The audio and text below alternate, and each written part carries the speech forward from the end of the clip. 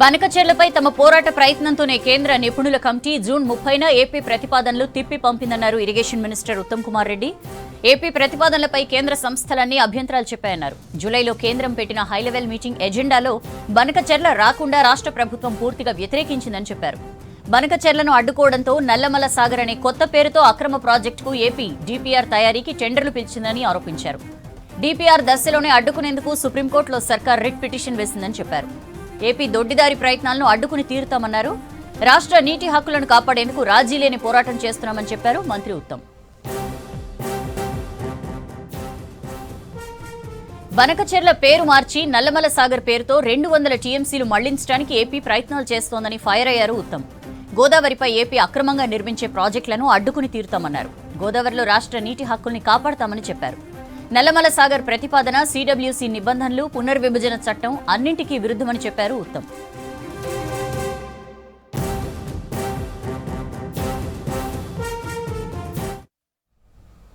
ఉద్యోగులకు pending bills release చేసింది ప్రభుత్వం. డిసెంబర్ నెలకు సంబంధించి 713 కోట్లు రిలీజ్ చేసింది.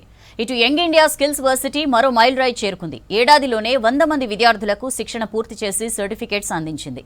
కొత్త సంవత్సరంలో ప్రజలంతా సుఖ సంతోషాలతో ఉండాలని కోరారు ముఖ్యమంత్రి. తెలంగాణ ప్రభుత్వం ప్రతిష్టాత్మకంగా ప్రారంభించిన యంగ్ ఇండియా స్కిల్ వర్సిటీ మరో కీలక మైలురాయిని చేరుకుంది. ఇంటర్, డిగ్రీ చదివిన విద్యార్థులకు ఉద్యోగాలకు సరిపడే నైపుణ్యం అందించే లక్ష్యంతో ఏర్పాటు చేసిన ఈ వర్సిటీ 2025 డిసెంబర్ నాటికి 1000 మందికి పైగా విద్యార్థులకు శిక్షణ అందించింది. నైపుణ్య విద్యారంగంలో ఇంత తక్కువ టైంలో ఈ స్థాయి లక్ష్యాన్ని అందుకోవటం విశేషమని అధికారులు చెప్తున్నారు. 2026-27 విద్యా సంవత్సరం నుంచి డిగ్రీ, పీజీ కోర్సులను ప్రారంభించేందుకు వర్సిటీ ప్రణాళికలు సిద్ధం చేస్తోంది. ఉద్యోగుల పెండింగ్ బిల్లులు 713 కోట్లు విడుదల చేసింది ప్రభుత్వం. ఈ మేరకు ఆర్థిక శాఖ ఉత్తర్వులు జారీ చేసింది. ఉద్యోగ సంఘాలకు ప్రతి నెల 713 కోట్లు చొప్పున చెల్లిస్తామని సర్కార్ చెప్పింది. చెప్పినట్లుగానే జూన్ నెలకు సంబంధించి 183 కోట్లు రిలీజ్ చేసింది. ఆగస్టు నుంచి ప్రతి నెల 700 కోట్లు రిలీజ్ చేస్తూ వచ్చింది. ఈ డిసెంబర్ కు సంబంధించి 713 కోట్లు విడుదల చేసింది. విడుదల చేసిన దాంట్లో గ్రాట్యుటీ, జీపీఎఫ్, సరెండర్ లీవ్స్, అడ్వాన్స్లు ఉన్నాయి. మాజీ మంత్రి జానారెడ్డిని మర్యాదపూర్వకంగా కలిశారు సీఎం రేవంత్ రెడ్డి. ఇటీవల మోకాలి శస్త్రచికిత్స చేయించుకున్న జానారెడ్డి నివాసంలో రెస్ట్ తీసుకుంటున్నారు. ఆయన యోగక్షేమాలను అడిగి తెలుసుకున్నారు రేవంత్. రాష్ట్ర ప్రజలకు న్యూ ఇయర్ విషెస్ చెప్పారు రేవంత్ రెడ్డి. తెలంగాణ రైజింగ్ విజన్ 2047 లక్ష్య సాధన దిశగా ప్రభుత్వం మరింత ముందుకు సాగుతుందని ఆశాభావం వ్యక్తం చేశారు. రైతులతో పాటు మహిళలు, కార్మికులు సహా అన్ని వర్గాల ప్రజల ఆశలు, ఆకాంక్షలను నెరవేర్చేందుకు ప్రభుత్వం ప్రాధాన్యత ఇస్తుందని చెప్పారు రేవంత్. మరోవైపు సీఎం రేవంత్ రెడ్డికి నూతన సంవత్సర శుభాకాంక్షలు తెలిపారు మంత్రి తుమ్మల నాగేశ్వరరావు. సీఎం రేవంత్ నివాసంలో మర్యాదపూర్వకంగా కలిసి శాల్వాతో సత్కరించి శుభాకాంక్షలు తెలిపారు మంత్రి తుమ్మల. గిగ్ వర్కర్స్ ని కాపాడేందుకు కేంద్రం యాక్ట్ తీసుకురావాలని కోరారు మంత్రులు. తెలంగాణలో త్వరలో గిగ్ పాలసీ తీసుకురాబోతున్నట్లు చెప్పారు. సర్పంచ్ ఎన్నికల ఫలితాలే ఎంపీటీసీ, జెడ్పీటీసీ ఎన్నికల్లో రిపీట్ అవుతాయని అన్నారు. కొత్త సర్పంచులు గ్రామాల అభివృద్ధికి పాటుపడాలని సూచించారు. గిగ్ వర్కర్స్ ను కాపాడుకునేలా కేంద్రం ఒక యాక్ట్ తీసుకురావాలన్నారు మంత్రి వివేక్ వెంకటస్వామి. గిగ్ వర్కర్స్ కు మెడికల్ బెనిఫిట్స్ లేవన్నారు. ఇన్సెంటివ్లు రాకుండా అగ్రిగేటర్స్ బ్లాక్ చేయడంతో గిగ్ వర్కర్స్ నష్టపోతున్నారని చెప్పారు మంత్రి వివేక్. వర్కర్స్ ని ఎట్లా ప్రొటెక్ట్ చేయాలి, వర్కర్స్ కి ఇన్సెంటివ్స్ వచ్చేటప్పుడు వారికి బ్లాక్ చేస్తున్నారు అగ్రిగేటర్స్, వీళ్ళకి ఇన్సెంటివ్స్ రానియకుండా. గిగ్ వర్కర్స్ కి వారికి బెనిఫిట్ వచ్చేలాగా మేము డెఫినెట్లీ కేంద్రానికి రికమెండేషన్ పంపిస్తాం. ఆస్తుల కోసం కేసీఆర్ కుటుంబ సభ్యుల మధ్య పంచాయతీ నడుస్తోందన్నారు మంత్రి వివేక్ వెంకటస్వామి. బీఆర్ఎస్ సర్కార్ 10 ఏళ్ల పాటు గ్రామాలను పట్టించుకోలేదన్నారు. యాదాద్రి భువనగిరి జిల్లా అడ్డగూడూరులో అడ్వాన్స్డ్ టెక్నాలజీ సెంటర్ కు శంకుస్థాపన చేశారు మంత్రి. 10 సంవత్సరాలు మన రాష్ట్రాన్ని అప్పుల రాష్ట్రం చేసిన ఘనత టీఆర్ఎస్ ప్రభుత్వంది. మీరు అందరు చూస్తున్నారు. ఇప్పుడు బిడ్డ, కొడుకు వీళ్ళందరూ కూడా అల్లుడు ఆస్తుల కోసం కొట్లాడుకుంటున్నారు. ఆస్తుల కోసం కొట్లాడుకొని మళ్ళీ విమర్శలు మన కాంగ్రెస్ ప్రభుత్వం పైన చేస్తున్నారు. రానున్న ఎంపీటీసీ, జెడ్పీటీసీ, కార్పొరేషన్ ఎన్నికల్లోనూ కాంగ్రెస్ పార్టీకి మంచి ఫలితాలు రానున్నాయని చెప్పారు మంత్రి పొంగులేటి శ్రీనివాసరెడ్డి. గత 20 ఏళ్లలో జరగని అభివృద్ధి గడిచిన 2 ఏళ్లలోనే జరిగిందన్నారు. పాలేరు నియోజకవర్గంలో కొత్తగా గెలిచిన సర్పంచ్లకు ఖమ్మంలో సన్మానం చేశారు మంత్రి పొంగులేటి. గ్రామీణ ప్రాంతాలు, పట్టణ ప్రాంతాల్లో కూడా లోకల్ బాడీల్లో అద్భుతమైన ఫలితాలు కూడా ఈ ప్రభుత్వానికి రానున్నాయని, ఈ ఫలితాలకి అభినందనలు, కృతజ్ఞతలు కూడా తెలియజేస్తున్నాను. నాగర్ కర్నూలు జిల్లా కొల్లాపూర్ ఏరియా హాస్పిటల్ ను ప్రారంభించారు మంత్రి జూపల్లి కృష్ణారావు. రోగులకు అందిస్తున్న చికిత్సా సౌకర్యాలపై ఆరా తీశారు. త్వరలో నూతనంగా నిర్మించిన భవనంలోకి హాస్పిటల్ ను షిఫ్ట్ చేయాలని అధికారులను ఆదేశించారు. రాష్ట్ర ప్రభుత్వం వైద్యానికి ఎంతో ప్రాధాన్యత కల్పిస్తోందన్నారు జూపల్లి. మంత్రి ఉన్న సందర్భంలో కొన్ని మంజూరు చేసినాం. ఆ తర్వాత 5 సంవత్సరాలు అవి అన్నీ కూడా పడవల పెండింగ్ ఉండిపోయి, అందులో ఒకటి మున్సిపల్ బిల్డింగ్. సో అది పడవలో ఉండింది. ఇప్పుడు కోట్ల రూపాయలు మున్సిపల్ బిల్డింగ్కు కొత్తగా కూడా మంజూరు చేయడం జరిగింది. అవి పనులు ప్రారంభం చేసే కారణం జరుగుతాం. ములుగు జిల్లా గట్టమ్మ తల్లిని దర్శించుకున్నారు మంత్రి Seethakka. Collector Diwakar, SP Sudheer Ramnath Kekan, DFO Rahul Kishan Jadhav కలిసి ఆలయం దగ్గర జరుగుతున్న అభివృద్ధి పనులను పరిశీలించారు. కొత్త పార్కింగ్, ఫుట్ ఓవర్ బ్రిడ్జ్ నిర్మాణ పనుల వివరాలు అడిగి తెలుసుకున్నారు. బీఆర్ఎస్ నేతలకు అధికారం పోయినా అహంకారం పోలేదన్నారు కాంగ్రెస్ నేతలు. కేసీఆర్, కేటీఆర్, హరీష్ వల్లే రాష్ట్రం అప్పుల పాలైందని మండిపడ్డారు. గత సర్కార్ పాలనతో 1,00,000 కోట్లు కాళేశ్వరంలో కలిసిపోయాయని విమర్శించారు. బీఆర్ఎస్ సర్కార్ 10 ఏళ్లు పాలించి ఏ రంగంలోనూ అభివృద్ధి చేయలేదన్నారు హస్తం నేతలు.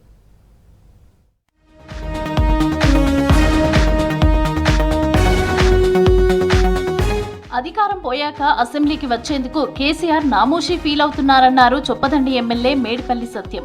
కేవలం అటెండెన్స్ కోసమే కేసీఆర్ అసెంబ్లీకి వచ్చారని విమర్శించారు. గతంలో ముఖ్యమంత్రి హోదాలో 2 సార్లు కొండగట్టుకు వచ్చిన కేసీఆర్ ₹1 కూడా కొండగట్టుకు ఇవ్వలేదని విమర్శించారు మేడిపల్లి సత్యం. కేసీఆర్ గారు కొండగట్టు దేవాలయం ఉత్తర తెలంగాణలోనే ప్రసిద్ధమైనటువంటి పుణ్యక్షేత్రం. 2 సార్లు అక్కడ ముఖ్యమంత్రి హోదాలు వచ్చిండు. మా ప్రజలు అవహేళన చేస్తారు. నాయకుడు వచ్చిండు కానీ నయా పైస రాలేదు. కొండగట్టుకు బీఆర్ఎస్ హయాంలో ₹1 కూడా మీరు ఇచ్చినట్టుంటే, ₹1 నేను ఛాలెంజ్ చేస్తున్నా ఈ కరీంనగర్ గడ్డ మీద మీడియా సాక్షిగా, బీఆర్ఎస్ హయాంలో ప్రభుత్వం నుంచి ₹1 నిధులు కొండగట్టుకు వచ్చినా నేను రాజకీయాల నుంచి తప్పుకుంటా. నా సవాల్ని ఎవరు స్వీకరిస్తారు? త్వరలో Nalgonda MLA young India integrated school నిర్మాణ పనులను చేపడతామన్నారు ఎమ్మెల్యే వేముల వీరేశం. నల్గొండలో పలు వార్డుల్లో సీసీ రోడ్లు, డ్రైనేజీ నిర్మాణ పనులకు శంకుస్థాపన చేశారు. నగరకల్లో త్వరలో 100 పడకల హాస్పిటల్ ప్రారంభిస్తామన్నారు ఎమ్మెల్యే వేముల. 100 పడకల హాస్పిటల్ని ఇప్పటికే కంప్లీట్ చేసినాం. దానికి సంబంధించినటువంటి ఇన్ఫ్రాస్ట్రక్చర్ రాగానే ముఖ్యమంత్రితో త్వరలో ప్రారంభించబోతున్నాం. దాంట్లో ట్రామా సెంటర్ను కూడా శాంక్షన్ చేయటం అనేటువంటిది ఈ ప్రాంత ప్రజలకు ఒక వరం. ఎందుకంటే ఎమర్జెన్సీ, న్యూరో కానీ, ఆర్థో కానీ, సిటీ స్కాన్ లాంటి, అట్లాగే బ్లడ్ బ్యాంక్ కూడా దాంట్లోకి రావటం అనేటువంటిది ఈ ప్రాంత ప్రజలకు సేవ చేయడానికి అదొక గొప్ప అవకాశంగా మేము భావిస్తా ఉన్నాం. ప్రజా సంక్షేమమే ప్రభుత్వ ధ్యేయమన్నారు షాద్నగర్ ఎమ్మెల్యే వీర్లపల్లి శంకర్. రాష్ట్రాన్ని దేశంలోనే నెంబర్ 1 స్థానంలో నిలుపుతామన్నారు. రంగారెడ్డి జిల్లా షాద్నగర్ ఎమ్మెల్యే క్యాంపు కార్యాలయంలో లబ్ధిదారులకు కళ్యాణ్ లక్ష్మి, షాది ముబారక్ చెక్కులను పంపిణీ చేశారు వీర్లపల్లి శంకర్. రేవంత్ రెడ్డి గారు నిరంతరం ఈ పేదల కుటుంబాలకు ఖచ్చితంగా కళ్యాణ లక్ష్మి కంటిన్యూగా చేయాలి, షాది ముబారక్ కంటిన్యూగా ఇవ్వాలని ఒక సదుద్దేశంతో పేదింటి ఆడపడుచులకు అండగా నిలబడాలి ప్రభుత్వం. కాబట్టి నూతన సంవత్సరాన్ని పురస్కరించుకొని ఈరోజు దాదాపు 86 లక్షల చెక్కులు 2 మండలాలకు ఇవ్వడం జరిగింది. కాబట్టి ఈ ప్రభుత్వం ఎప్పుడు పేదల ప్రభుత్వం, మహిళల ప్రభుత్వం, మహిళలకు అండగా ఉండే ప్రభుత్వం. గత సర్కార్ ప్రజల సంక్షేమాన్ని పట్టించుకోలేదన్నారు ఎమ్మెల్యేలు. దోచుకున్నదంతా దాచుకుని అధికారం పోయాక ఎంజాయ్ చేస్తున్నారని విమర్శించారు. కృష్ణా జలాల వాటాపై హరీష్ రావు తప్పుడు వ్యాఖ్యలు చేస్తున్నారని విమర్శించారు బీజేపీ నేతలు. బనకచెర్ల ప్రాజెక్టుపై సీడబ్ల్యూసీ నుంచి ఎలాంటి అనుమతులు రాలేదని, ప్రజల్ని మభ్యపెట్టేందుకు బీఆర్ఎస్ యత్నిస్తోందని ఆరోపించారు. రాష్ట్రంలో బీఆర్ఎస్, కాంగ్రెస్ పై ప్రజల్లో నమ్మకం పోయిందన్నారు. వచ్చే ఎన్నికల్లో గెలుపు బీజేపీదే అన్నారు కమలం నేతలు.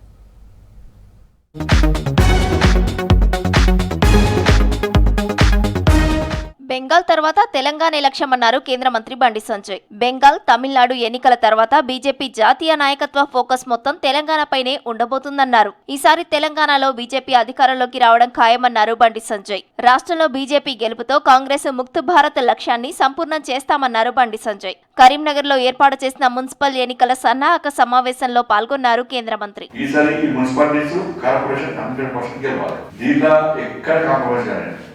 తెలంగాణ రాష్ట్రం వచ్చేది భారతీయ జనతా పార్టీ ప్రభుత్వం రాష్ట్రపతి ఏమనగా కాంగ్రెస్ పార్టీ అవుట్ అయిపోయింది. బీఆర్ఎస్ పార్టీ అనేది తెలంగాణ రాష్ట్రంలో ఉండదు. తమిళనాడు, బెంగాల్, యూపీ ఎలక్షన్ తర్వాత కేంద్ర నాయకత్వం మొత్తం కూడా దృష్టి పట్టేది కేవలం తెలంగాణ, కర్ణాటక. ఈ రెండు రాష్ట్రాల్లో మన లక్ష్యం ఏంటంటే కాంగ్రెస్ ముక్త భారత్.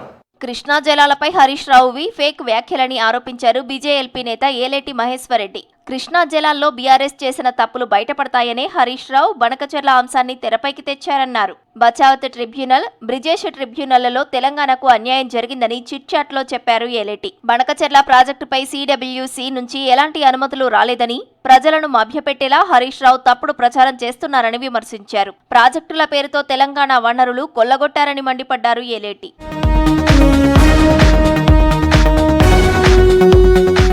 వేల కోట్ల విదేశీ రుణం కొరకే జీహెచ్ఎంసీని విస్తరించారన్నారు బీజేపీ మాజీ ఎమ్మెల్యే ఎన్వీఎస్ఎస్ ప్రభాకర్. జీహెచ్ఎంసీ విభజన కాదు, గాంధీ భవన్, దారుసలం రిపోర్ట్ల ఆధారంగా జరిగిన విభజన అని ఆరోపించారు. ఉన్న 150 డివిజన్లకే పాలన సరిగా లేదని 300 డివిజన్లకు ఎలా పాలన సాగిస్తారని ప్రశ్నించారు. హైదరాబాద్ డీలిమిటేషన్ పై జీహెచ్ఎంసీ కమిషనర్ ను కలిసింది బీజేపీ బృందం. డీలిమిటేషన్ పై అభ్యంతరాలను ఆర్వీ కర్ణన్ కు వివరించామన్నారు మాజీ ఎమ్మెల్యే ఎన్వీఎస్ఎస్ ప్రభాకర్. తెలంగాణ రాష్ట్ర ప్రజల్ని చలి గజ గజ వణికిస్తోంది. కొన్ని రోజులుగా చలి తీవ్రత క్రమంగా పెరుగుతోంది. ముఖ్యంగా ఏజెన్సీల్లో సింగిల్ డిజిట్ టెంపరేచర్స్ రికార్డ్ అవుతున్నాయి. చలి, పొగమంచుతో ఇండ్ల నుంచి బయటకు రావాలంటే జంకుతున్నారు జనం. మరో 2-3 రోజులు వాతావరణం ఇలాగే ఉంటుందని తెలిపింది ఐఎండీ.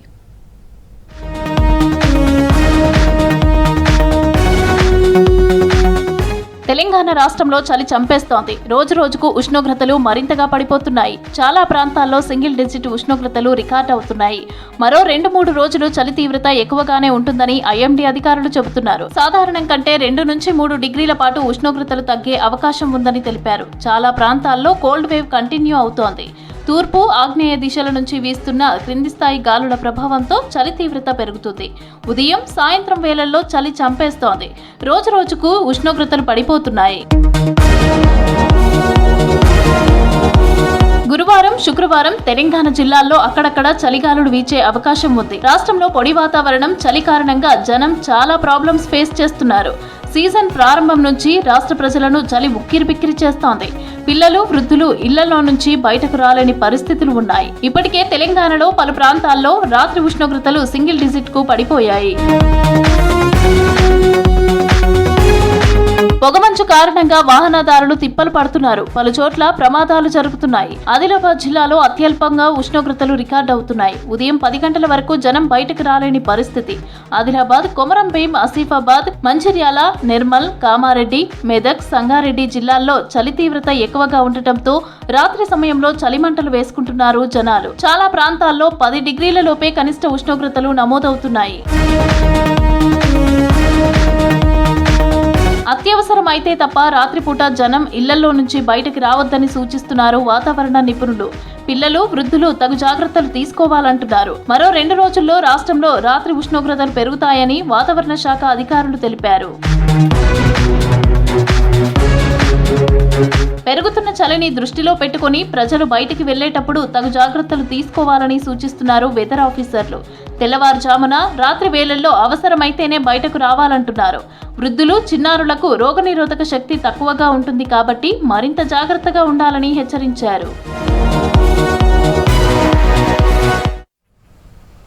ప్రధాని మోదీ అధ్యక్షతన భేటీ అయిన కేంద్ర కేబినెట్ కీలక నిర్ణయాలు తీసుకుంది. ముంబై, చెన్నై సహా 2 గ్రీన్ఫీల్డ్ హైవేలకు ఆమోదం తెలిపింది. 2 ఏళ్లలో నిర్మాణం పూర్తి చేయనున్నట్లు చెప్పారు కేంద్ర మంత్రి అశ్విని వైష్ణవ్. అలాగే నష్టాల్లో ఉన్న వొడాఫోన్ ఐడియా 87,000 కోట్ల బకాయిలకు 5 ఏళ్ల మారటోరియం ఇచ్చింది కేంద్రం.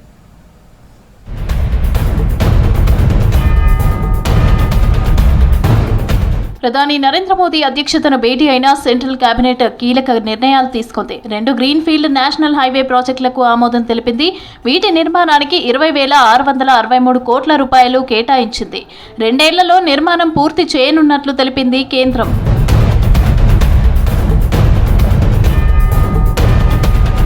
కేంద్ర మంత్రివర్గంలో నాసిక్, సోలాపూర్, ముంబై, చెన్నై మధ్య నేషనల్ హైవేకు ఆమోదం లభించింది. 6 లైన్లతో గ్రీన్ఫీల్డ్ పద్ధతిలో నిర్మించనున్నట్లు తెలిపారు కేంద్ర మంత్రి అశ్విని వైష్ణవ్. నాసిక్, సోలాపూర్ మధ్య 374 కిలోమీటర్ల పొడవుతో యాక్సిస్ కంట్రోల్ విధానంలో హైవే నిర్మిస్తున్నట్లు చెప్పారు. 20,668 करोड़ रुपए के 2 हाईवे के प्रोजेक्ट्स कैबिनेट में अप्रूव हुए. पहला प्रोजेक्ट है नासिक और सोलापुर को जोड़ने वाला expressway 6 lane access controlled, एक तरीके से विकसित भारत का गोल्डन क्वाड्रिलेटरल है ये. ఢిల్లీ ముంబై కారిడార్ను విస్తరిస్తున్నట్లు చెప్పారు కేంద్ర మంత్రి వైష్ణవ్. 2 ఫేజుల్లో నిర్మాణం జరగనుందని తెలిపారు. సెకండ్ ఫేజ్లో కర్నూలు, కడప నుంచి చెన్నై వరకు విస్తరించనున్నట్లు చెప్పారు. గోల్డెన్ కారిడార్లో భాగంగా నిర్మిస్తున్నట్లు తెలిపారు వైష్ణవ్. అలాగే ఒడిశాలో నేషనల్ హైవే 326ను విస్తరిస్తున్నట్లు చెప్పారు. ఈ రోడ్డును 206 కిలోమీటర్ల పొడవుతో 1,526 కోట్ల రూపాయలతో చేపట్టనున్నట్లు తెలిపారు వైష్ణవ్. दिल्ली से मुंबई ऑलरेडी काफी प्रोग्रेस हो गई है. अब मुंबई से चेन्नई वाला जो कॉरिडोर है वो ये वाला कॉरिडोर है. सेकेंड प्रोजेक्ट उड़ीसा का है. नेशनल हाईवे 326 उड़ीसा के इंटीरियर एरियाज को कनेक्ट करने वाला है. इस हाईवे का वाइडनिंग और स्ट्रेंथनिंग आज अप्रूव हुआ है कैबिनेट में. माननीय प्रधानमंत्री जी ने आज कैबिनेट में इस प्रोजेक्ट को अप्रूव किया. వికసిత్ భారత్ నిర్మాణ దార్శనికతలో భాగంగా దేశ మౌలిక సదుపాయాలను కేంద్రం బలోపేతం చేస్తోందన్నారు బీజేపీ నేతలు.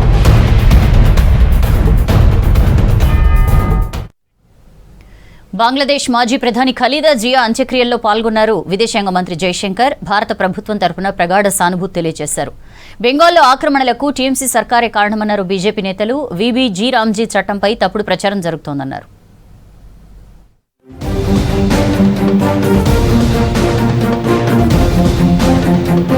బంగ్లాదేశ్ మాజీ ప్రధాని బీఎన్పీ చీఫ్ బేగం ఖలీదా జియా అంత్యక్రియల్లో పాల్గొన్నారు విదేశాంగ మంత్రి జయశంకర్. భారత ప్రభుత్వం ప్రజల తరపున ప్రగాఢ సానుభూతి తెలియజేశారు. ఖలీదా జియా కుమారుడు తారిక్ రెహమాన్ ను కలిసి సంతాపం తెలిపారు. బంగ్లాదేశ్ లో ప్రజాస్వామ్య పునరుద్ధరణకు చేసిన కృషిని కొనియాడారు. ఢాకాలోని బంగ్లా పార్లమెంటు భవనం దగ్గర ప్రభుత్వ లాంఛనాలతో ఖలీదా జియా అంత్యక్రియలు నిర్వహించారు.